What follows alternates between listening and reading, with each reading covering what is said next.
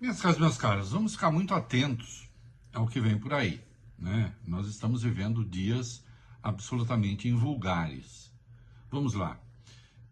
O judiciário brasileiro, por intermédio de Alexandre de Moraes, tomou decisões amparadas na lei brasileira em relação a X e a Rumble. Bem, as duas plataformas simplesmente descumpriram decisões judiciais. Mais do que descumprir decisões judiciais, não obedeciam à lei mesmo brasileira. A X, à época, não tinha uma representação legal no Brasil, isso é uma exigência, e recentemente a Rumble. E por isso, né, essas empresas tiveram suspensas as suas operações, ou, enfim, foram bloqueadas no Brasil. Mas notem, isso não é uma decisão do governo brasileiro. Isso é uma decisão do judiciário, do poder judiciário. Não é uma decisão do executivo. O governo não pode chegar para o Alexandre de Moraes e dizer não faça isso. E de resto, né, ainda que pudesse, não deveria.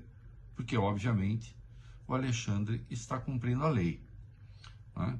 Aí, pressionado ali, ou, enfim, com a influência de parlamentares brasileiros, Eduardo Bolsonaro é próximo de alguns republicanos, então começou uma onda na Câmara dos Estados Unidos para se aprovar uma lei anti-Alexandre, e um departamento ali, um órgão do Departamento de Estado dos Estados Unidos, resolveu falar em reciprocidade, fazendo uma cobrança ao Estado, ao governo brasileiro, ao Estado brasileiro, como se estivesse havendo um desrespeito, né, digamos assim, a empresas americanas como uma decisão de Estado, não fosse uma questão judicial. A resposta do Itamaraty, que alguns bananas estão criticando, a resposta do Itamaraty foi correta, dizendo, olha aqui, o judiciário é independente, né, no Brasil.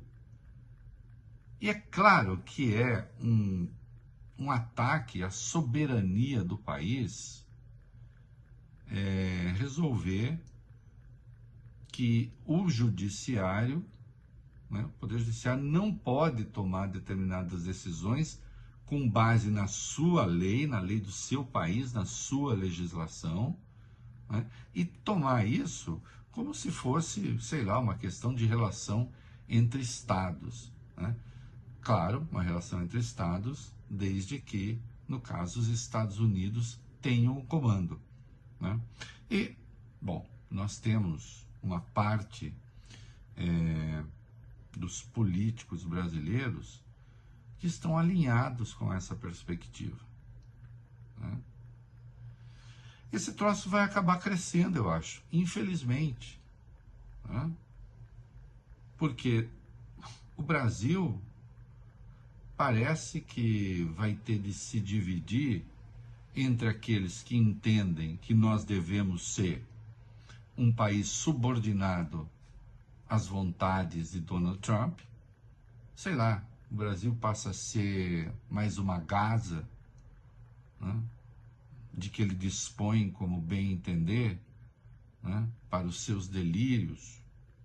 Ou então, uma nova Ucrânia, lá, aquela Ucrânia que ele decidiu dividir agora com o Putin, né? A gente fica aqui com as terras raras, os minerais raros, o Putin fica com controle militar na prática, né? Ainda que tenha umas tropazinhas ali da Europa, né?